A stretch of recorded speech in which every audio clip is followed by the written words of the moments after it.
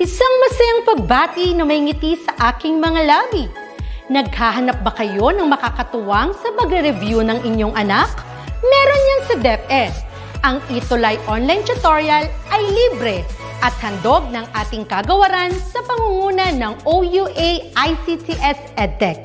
Ito ay isang proyektong makatutulong sa mga mag-aaral, katuwang ang mga magulang o kasama sa kani-kanilang tahanan para masagutan at maunawaan ang mga modules. Hangad din ng programang ETUlay ang matulungan ang ating mga guro sa kanilang mga blended learning classes. Ang ating ETUlay ay mula kinder hanggang senior high school. Bukod sa academics, meron din tayong mga special programs gaya ng All is Wellness, Reading and Math Remediation, Storytelling, Mommy Tech Talks, Classes sa Gramatika, Speech Class, Financial Literacy, at marami pang iba. Pinalawig din ng ETUlay ang ating Alive program para sa mga mag-aaral mula grade 1 hanggang grade 3. Gayun din ay mayroon tayong ALS program at SPED tutorials na makasisigurong makakamit ng lahat ang inclusive education. May SPED hotline na rin para sa inyong mga katanungan patungkol sa special education.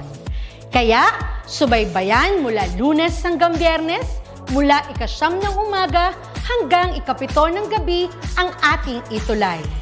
Sa ating pagtutulungan, maiaangat natin ang bawat isa. Ating itutulay ang pagkatuto upang di mapigil ang pag-aaral ng kabataang Pilipino.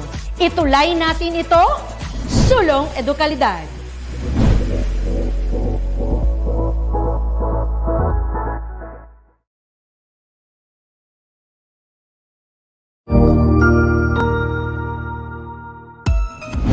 Mabuhay!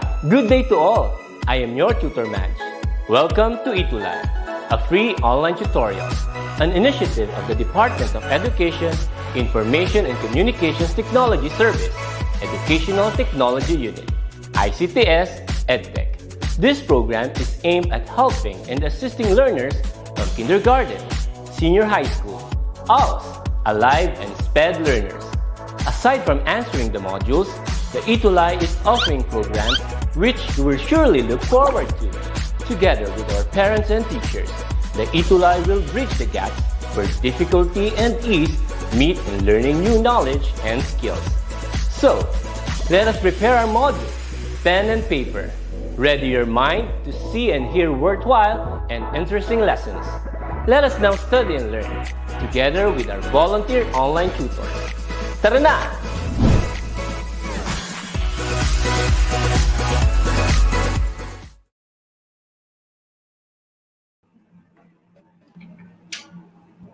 Hello! Isang mapagpalayang hapon sa inyong lahat. Hello, Tutor Jen. Kumusta? Hello, Tutor Rogar. Good afternoon. I'm doing the ETUlay live now in school.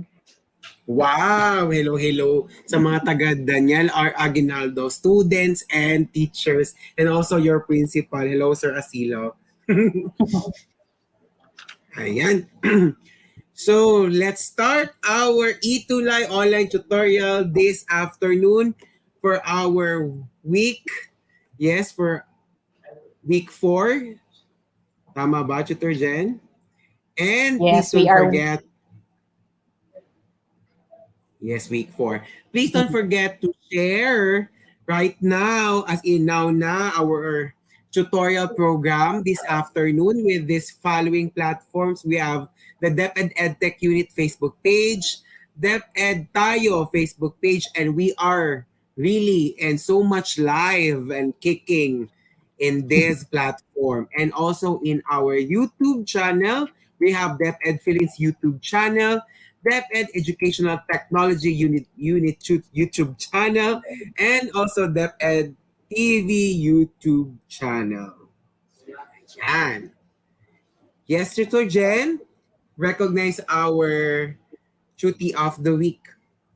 And we would like to recognize our tutees of the week who have done well and participated well in our week 3 session. That's November 29. So we have Roniel T. Cueto, grade 7, section 4, from Santa Lucia National High School. That's SDO Bulacan and Region 3. Ang kanyang Science 7 teacher ay si Ma'am Myla May, and ang parent niya ay si Ma'am Ameline Cueto. Thank you very much for your participation. And with that, Tutor Rogar, we are giving you a virtual certificate. Yes, so Roniel will be given a virtual certificate of his outstanding participation and great attitude during the ETUlay online tutorial session in Science 7 on November 29, 2021, Quarter 2, Week 3. Yours truly, Tutor Rog and Tutor Jen. Another, we have our Tutie of the Week, Miss Cristivel Guaves, a grade 7 de Jesus, School Novaliches High School, Division of Quezon City Region, National Capital Region. Hello po sa ating mga kaguro dyan sa National Capital Region. And her science teacher is Ma'am Louise Jane Cortesano, and her parents is Ma'am Lily Jane Alejo Guaves. Nang dahil dyan, you will be given a virtual certificate. Thank you so much, Christy. Sana ipagpatuloy mo ang pagtangkilik at panonood ng ETUlay programs. We also have, Tutor Rogar, we also have Renz Guyver J. Caliantas, grade 7, section mark, from Imelda Integrated Secondary School, from SDO Malabon, that's in NCR, National Capital Region. And ang kanyang Science 7 teacher ay si Miss Jaris de la Serna, with his supportive parent, Mrs. Rose Calianta. Congratulations, and with that, you are going to receive a virtual certificate for your active participation. Ayan, congratulations, so, Renz. Congratulations, Renz. Next is Joseph Edzil T. Riego, a grade 7 from Section Sampaguita. School is from Partida National High School, Division of Bulacan, Region 3. His science teacher is Ma'am Sara May Libunaw. Hello po, Ma'am Sara. Congratulations. With his parents, Mrs. Liza and Mr. Edgardo Riego. And dahil dyan, you will be given also a certificate, a virtual certificate. Congratulations, Joseph Edzil T. Riego. We would also like to recognize baby J.M. Galora Ladignon, grade 7, section Rizal of Alicia Vocational School in Isabela. That's Alicia East District in Region 2. Ang kanyang Science 7 teacher ay si Ma'am Ginalyn D. Antonio. And ang kanyang parent ay si Ma'am Margie G. Ladignon, and ang guardian niya si, sige, pag-pronounce natin ang correct, Tutor Robert. Piakray G. Ladignon. Congratulations, JM.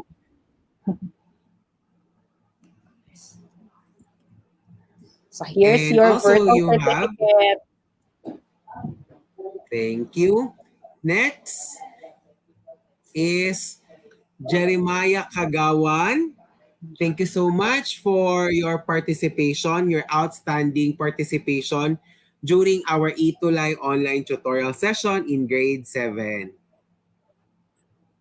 Another is Tutor Jen. We have Enrico Tinapulad. Yun yung mga names nila, Tutor Rogar, sa Facebook. We tried to reach out to them.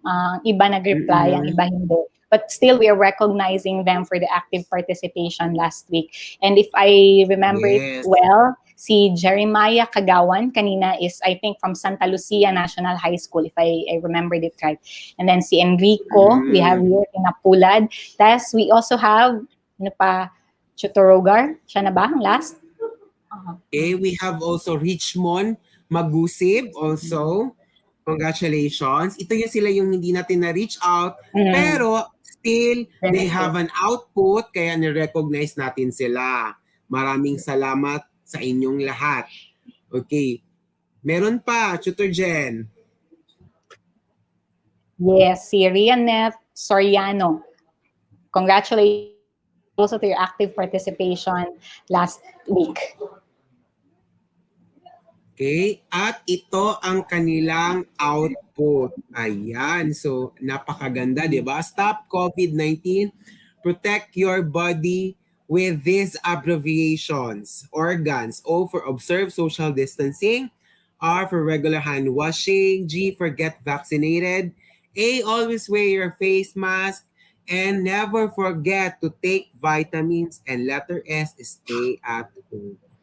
Then meron pang pa-letter C, Sam, from Liano Si High School, Sam. SDO, Caloocan City, November 28, 2021. Congratulations. Keep up your good work and keep sharing your work. Okay, meron pa. And this Ito, Jen. these two outputs to Rogar are from Chelsea Kate Villegas. So these are her two outputs from the past weeks na mga activities natin. So we have a letter also for the frontliners and what she can do or what a microscope can do for our pandemic situation. Wow, galing ha. Ni-integrate talaga nila, di ba? Okay, let's proceed. Ayan, Tutor Jen. Yes, so this week, Tutor Rogar, our lesson is about animal and plant cells. So just like our usual practice, whatever learnings or insights you want to share after, you can always use the hashtags, hashtag Science Tutor Rogue Gen or hashtag Science ETUlay 7. And we will be able to see your outputs or insights. Yes, thank you. Hello everyone. Sa ating mga live viewers right now. Hello. Jane, Lianeth, Miro, Kauri, Jovita from F. Bangoy, Jillian, Kirubin, Christy, Yes, your Krisha, student. Xavier, Janet, Flood Patayan. Congratulations to everyone. Yan. Hello sa lahat ng ating live viewers na laging nakatutok sa ETUlay online tutorial, Tutor Jen. Okay, so this Suki is din our natin si module. Baruya, no? Tutor Rogar, you have Yes, Baruya High oo. School, and we also have from last week, we have learners from Kidapawan area and Region Correct. 11 from Davao de Oro. Oo nga, no? Ang saya-saya. So, our modules came from Central Office. Ayan. And our most essential learning competency is differentiate plant and animal cells according to the presence or absence of certain organelles. And it is divided into two lessons. We have the lesson 1, the animal cell, and for lesson 2 is the plant cell. Yeah. So, mahaba-habang usapan sa tungkol sa mga cells, animals, and plant cells. Kaya laban tayo mga chikiting patrol. Okay. Meron din sabi ni Ma'am Janet, mula sa Massachusetts, USA. Congratulations mga mag-aaral. Wow. Thank you so much. Okay, so we have few reminders. Tutor Jen, go ahead. Yes, so our practice is that number 1, you take the pretest prepared at the start of the module, and the pretest is designed to assess what you know or what ideas you have about the lesson. So no need to worry if you don't get the items correctly sa pretest. Number 2, take time in reading and understanding the lesson. Follow instructions carefully. Number 3, use a clean sheet of paper for your answers in each activity or assessment. Please do not write on the module. Number 4, try to recall and connect the ideas that you had in the previous grade levels. In Tutor Rogar, we have 5 to 8 reminders. Okay, for number 5, we have to be honest at all times when doing the activities. Record only what you have really observed. And number 6, don't hesitate to ask if you need to clarify something. Approach or contact your teacher. Number 7, take the post-test prepared at the end of the module.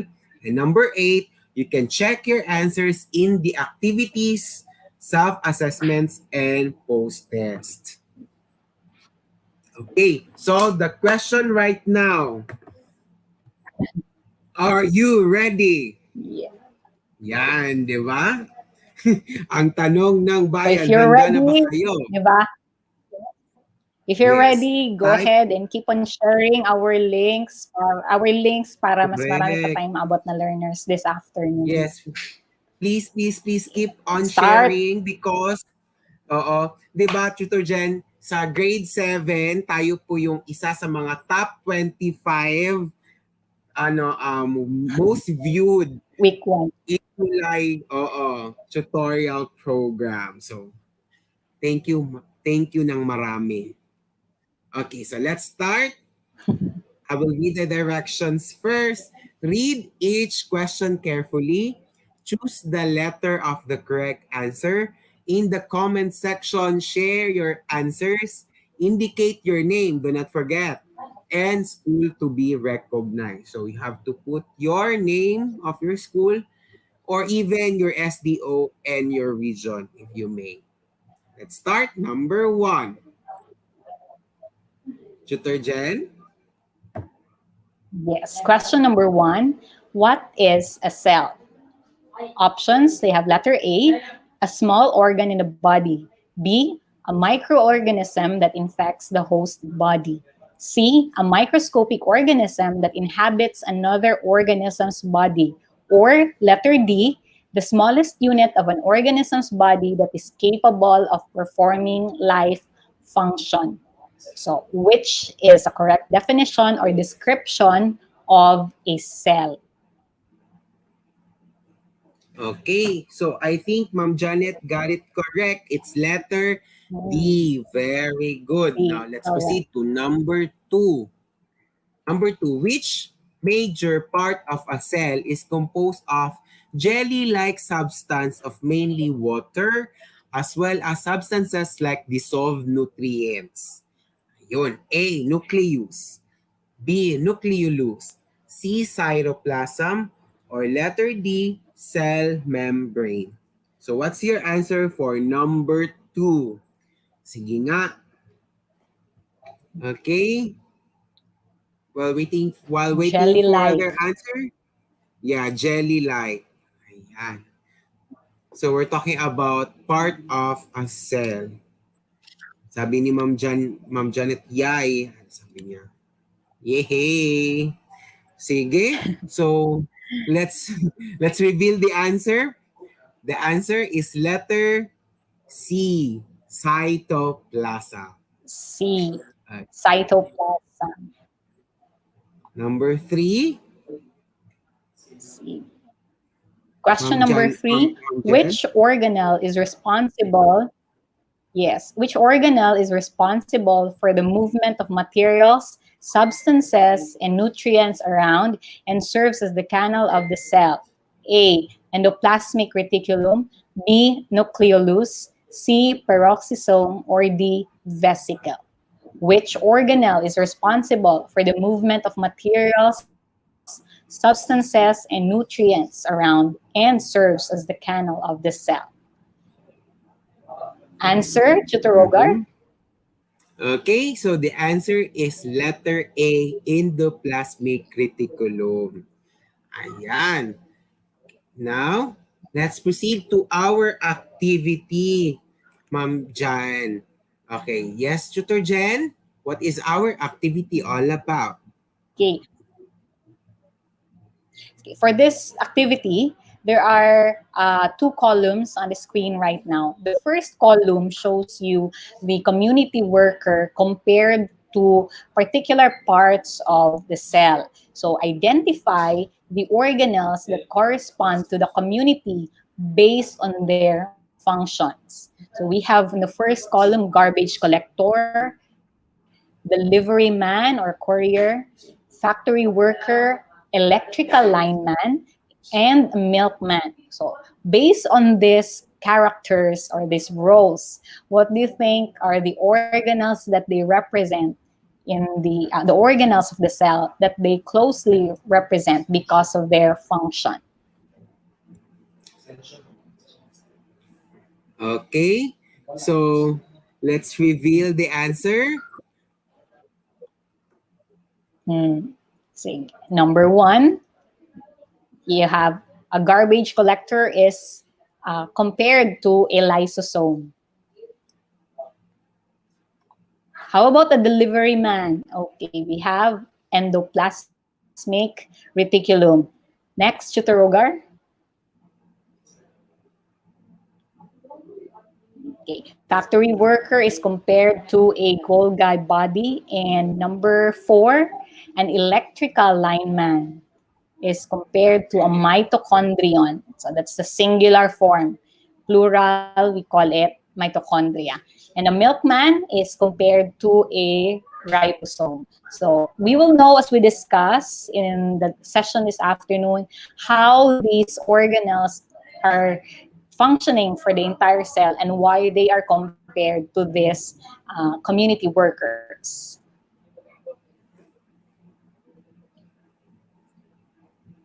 Okay, so thank you, Tutor Jen, for that activity. Now, let's begin with our discussion on the major parts of an animal cell. Okay, so this is the first major part of an animal cell, and this is what we call cell membrane. The functions are the following. It is the outermost layer in the animal cell. Number 2, it keeps all parts of the cell inside. Okay. And it protects as well as what's inside of the cell. And number 3, it controls what enters and exits the cell, such as water, nutrients, and waste, and thereby protects and supports the cell. So just what I've said, it is also a supporter and it is a protector of what's inside of the cell. Okay. Next is detergent. Okay, we have, yes, we have a cytoplasm. So again, earlier we have cell membrane. Now we have the cytoplasm. This came out in the pretest. So when we see a cytoplasm, it's a large and fluid-filled portion of the cell. Others call it the protoplasm. This part of the cell fills up the space between the nucleus, represented by a darker round portion in the diagram, and that of the cell membrane, the thinner or the outermost portion of an animal cell. So the space between the nucleus and the cell membrane is the cytoplasm. Okay, it's compared to jelly-like in terms of its consistency, and it's composed mainly of water as well as other dissolved nutrients. And this section, the cytoplasm, it's where most of the membrane-bound organelles are found. Okay, those organelles which we're going to talk about in a while. So we already have cytoplasm and cell membrane. Next, Tutor Rogar. Okay, we have another major part, which is we're going inside now, which is nucleus. It is located in the cytoplasm of the cell. It controls and regulates all cell activities, and it is the control center of the cell, and it contains the cell's DNA. Yan. Tutor Jen, there are also organelles found only in an animal cell. And So what Tutor are Rogar, those? yes.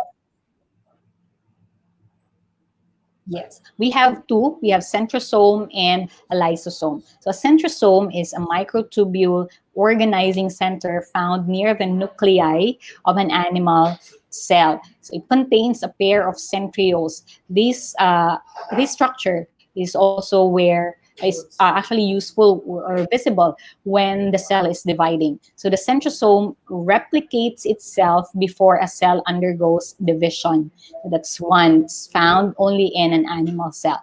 Another is a lysosome. Okay. A lysosome is a small spherical organelle that contain digestive enzymes for proteins, fats, and carbohydrates. They transport undigested material to the cell membrane for removal.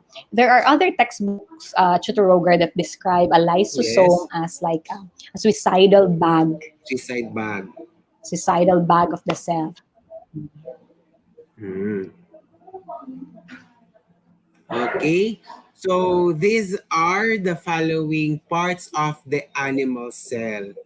Okay, so This is the cell membrane, the vacuole, rough endoplasmic reticulum, the Golgi apparatus, cytoplasm, lysosome, ribosome, centrosome, smooth endoplasmic reticulum, and mitochondrion. So take note of the parts of the animal cell and its features as well.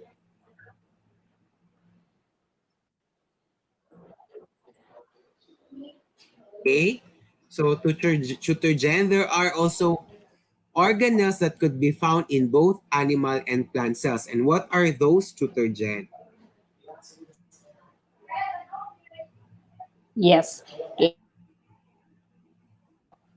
Yes, earlier, Chitorogar, we have discussed this cell membrane. We've discussed about the cytoplasm. And now we'll talk about organelles, which are also common in both animal and plant cells. We have ER, or not the emergency room, but this is the endoplasmic reticulum. This is referred to as like the highway of the cell. It helps in transporting of materials from one part to another. So it serves as a canal for substances. Now for endoplasmiculum or ER, there are two types. We have smooth ER or smooth endoplasmic reticulum and rough ER or RER. What makes it rough is the presence of the ribosomes on it, naka-attach. So it looks rough because of the attached ER. And then we have Golgi bodies. This is a set of flattened sacs that serves as the packaging and distribution center of the cell. So it packages, it stores, and secretes energy for the cell. And Chutorogar, we have a very, I think this is very familiar to most learners because of its shape also that's like a sausage. This is a mitochondria. It breaks down, the mitochondria breaks down and releases energy for the cell. So the energy currency of the cell is what we call an adenosine triphosphate or ATP. So the ATP is broken down by the mitochondria for it to be used in our body. That's why we're able to move and we're able to function because the energy is provided for our cell. And the inner membrane is folded into cristae to increase the surface area. So inside the mitochondria, kaya siya parang sausage-like, but inside it, nakafold ang kanyang membrane. So we'll see in a picture later. So si ER, Golgi bodies, and si mitochondria, these are all found in both animal and plant cells. Ano pa, Chutoroga? Okay, so in addition, we have also ribosomes, which is made up of RNA and other protein, and its main function is for synthesizing proteins. And we have also the vesicles that carry materials in and out of the cell. That includes food particles needed by the cell and waste products secreted by the cell. And we have peroxisomes, ayan, peroxisomes that absorb nutrients that cell has required. They digest fatty acids and play a role in the direct digestion of alcohol, cholesterol, synthesis, and digestion of amino acids. Okay, another, meron pa, Tutor Jen. Yes, we have chromosomes and all living organisms have this. So plant or animal cells, we have chromosomes. These are located in the nucleus and made up of DNA or that's deoxyribonucleic acid. The chromosomes contain instructions for our traits and characteristics. So what makes you Chutorogar as Chutorogar and what makes me Chutorgen as Chutorgen is actually the chromosomes that we have, the differences in our chromosomes. So chromosomes are the reasons why we have our set of characteristics or traits, and these are expressed differently in every organism. And we also have nucleolus. So this is located inside the nucleus and contains RNA to build proteins. So the nucleolus again is found inside the nucleus and it is surrounded by a fluid called nucleoplasm. So if you have now the word plasm, you can associate it with like fluid-like portion of the cell, just like the cytoplasm. We have nucleoplasm. So this is the fluid portion of the cell.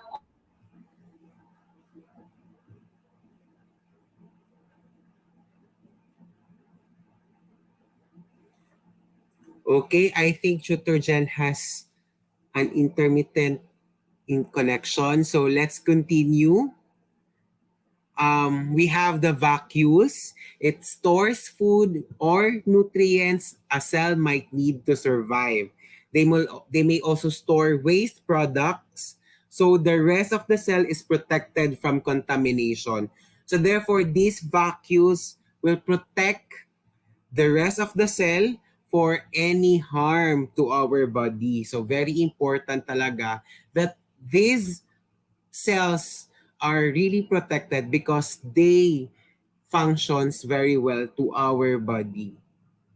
Yan. So we'll wait for Tutor Jen later. Papasok lang po siya. So these are the major parts of a plant cell. Yan. So we have the cell wall found in plant cells but not in animal cell. Okay? So take note, hindi po ito nakikita sa animal cells but only in plant cells.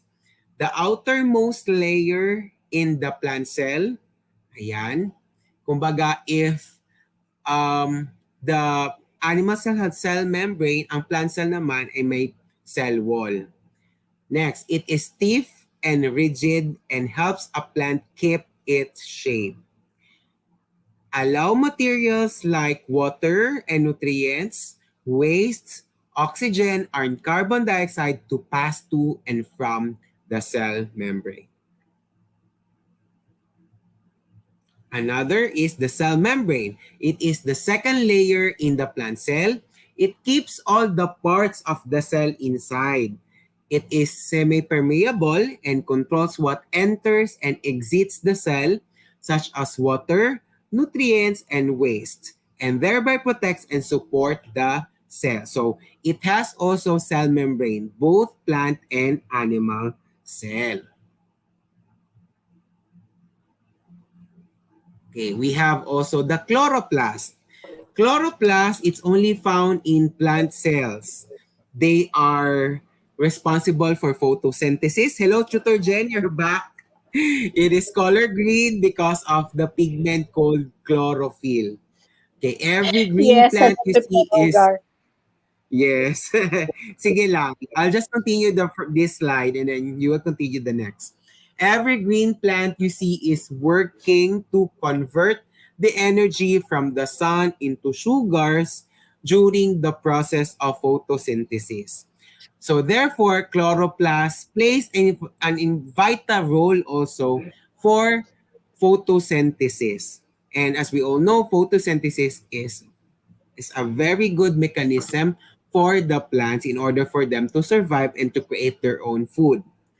Plants are the basis of all life on Earth. So they make sugars and the byproduct of photosynthesis, excuse me, is the oxygen that we breathe. So thank you so much. So magpapasalamat tayo sa mga plants kasi they are giving us the natural oxygen that we need. Dr. Jen? Yes, so we have cytoplasm also. This is found in a plant cell. Earlier, we talked about cytoplasm in an animal cell, but this time in a plant cell, a cytoplasm is not the outermost portion. Okay, it's still protected. We have the cell membrane, and then we have a cell wall for a plant cell. But inside it, we still have the fluid-filled portion, which we call the cytoplasm, or other references call it the protoplasm. Okay. It fills up the space between the nucleus and the cell membrane. So it's jelly-like pareho ng description, no? Plant or animal cell, pareho sila. It's jelly-like and composed mainly of water. And this is where the membrane-bound organelles are found. Okay, we have also the nucleus. It is located in the cytoplasm of the cell. It controls and regulates all cell activities. It is the control center of the cell and it contains the cell's DNA. Yan. Okay? So this is the whole picture or the big picture of an of a plant cell rather. Tutor Jen, do the honor. Can you name them?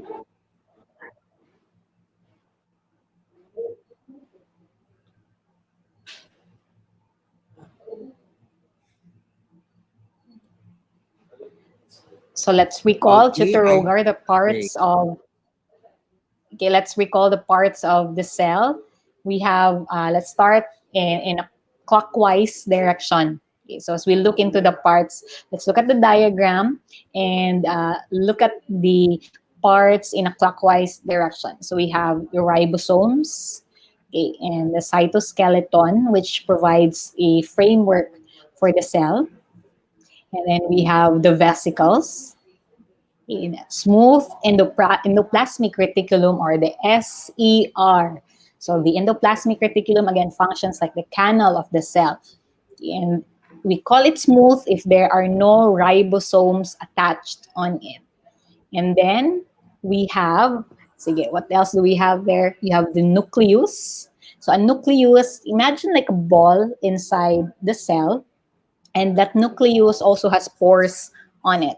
So you have the nuclear pore, the nuclear envelope that covers it or protects it, and the nucleolus inside. Then we have rough ER or the RER. So again, it becomes rough because the ribosomes are attached on it. And then we have the Golgi body, or others call it Golgi apparatus or Golgi complex. There's also the cytoplasm. This is the fluid portion of the cell where we find all those organelles that we've mentioned. And then we have the peroxisome, okay, and the mitochondria, plural, singular mitochondrion. Okay, and then we have structures for the mitochondria, and you have the cell wall, which is the outermost structure of a plant cell. Compared kay animal cell, di ba, Tutor, it only has Yes. the cell membrane as its outermost protection. For plant cell, we have an addition na cell wall, kaya siya Cell wall. rigid ang kanyang shape.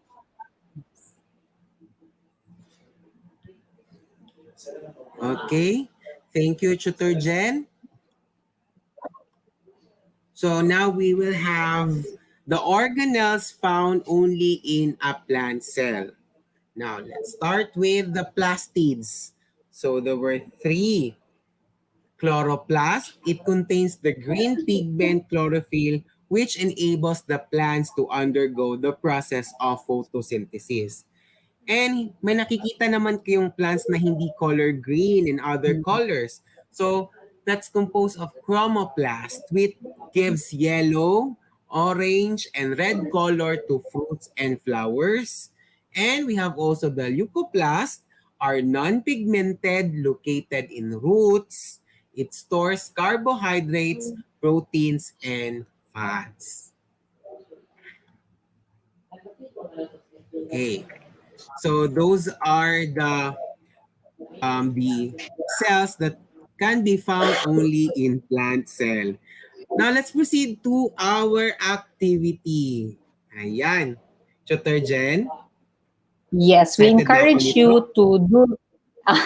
Yeah, we encourage you to make your own model of an animal or plant cell using any materials available at your homes. Now, your science teachers may have your science teachers may have rubrics for grading you on this, but ang sa amin ni Tutor Rogar is we would like to see your outputs. So you can share your outputs on social media and use the hashtag, again, hashtag Science ETUlay 7 or hashtag Science Tutor Rogue Gen.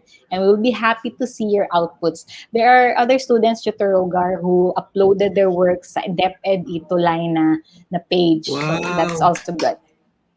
That is also accepted. Thank you so much for uploading all your outputs in the social media. So let's make social media more interesting and more learnings, diba?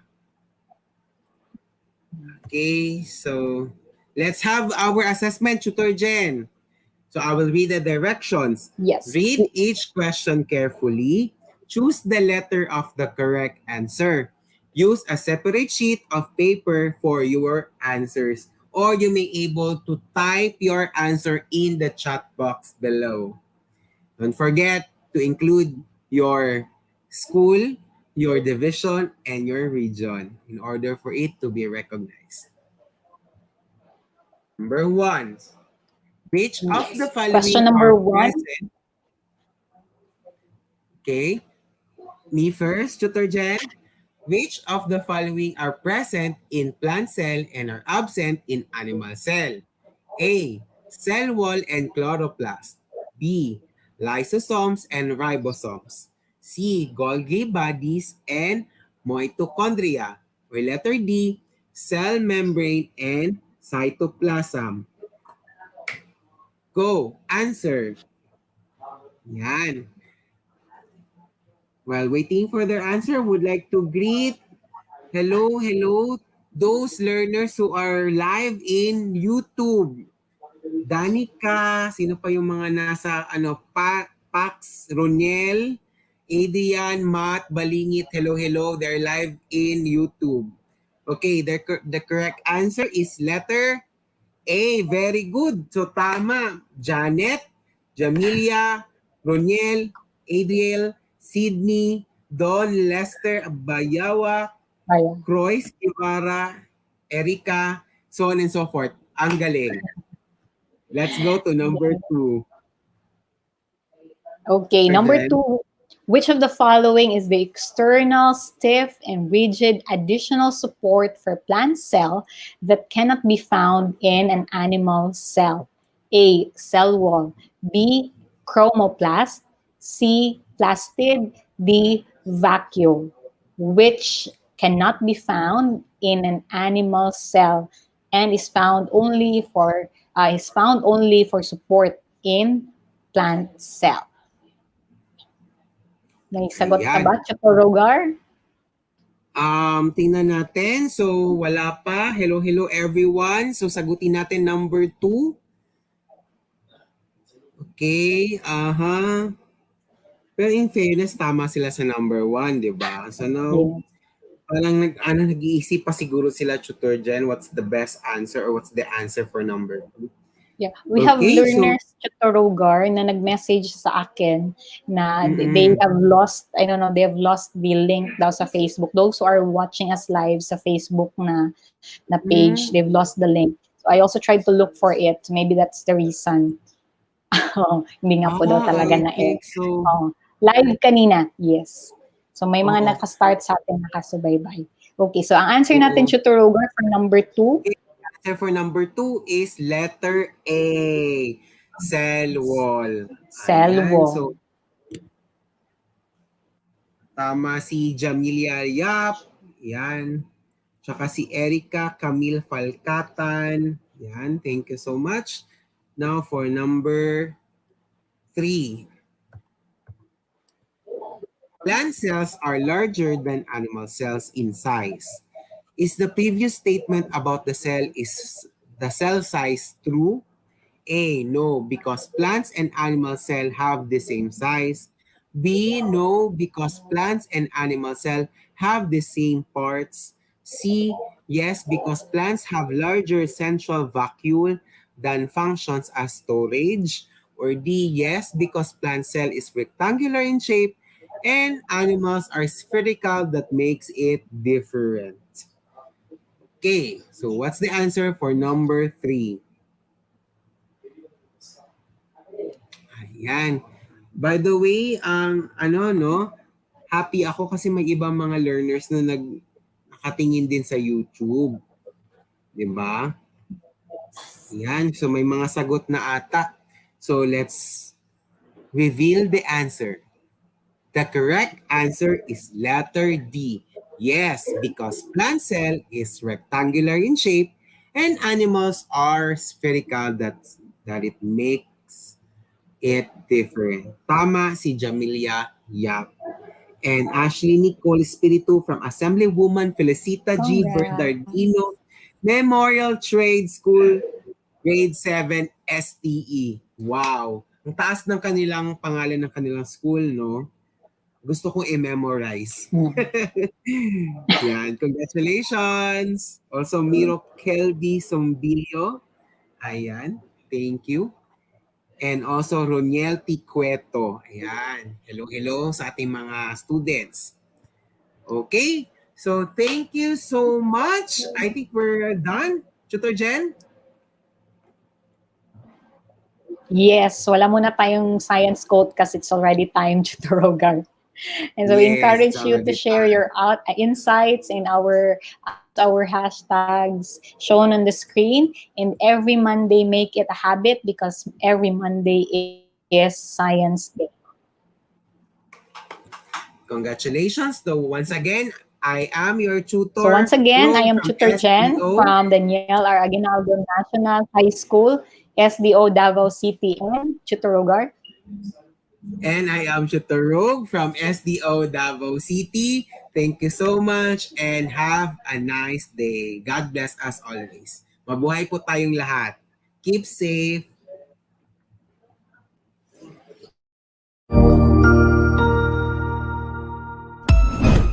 Ang husay naman! Natapos mo ang iyong tutorial session kasama ang iyong mahusay na ETUlay tutor. May bago ka bang natutuhan? I-share na yan gamit ang hashtag ETUlay Level Up. Huwag aalis ha, dahil may susunod pang programa na pwede mo ring panoorin at salihan. Dahil naghihintay na ang iyong mga tutors. Happy learning dito sa ETUlay!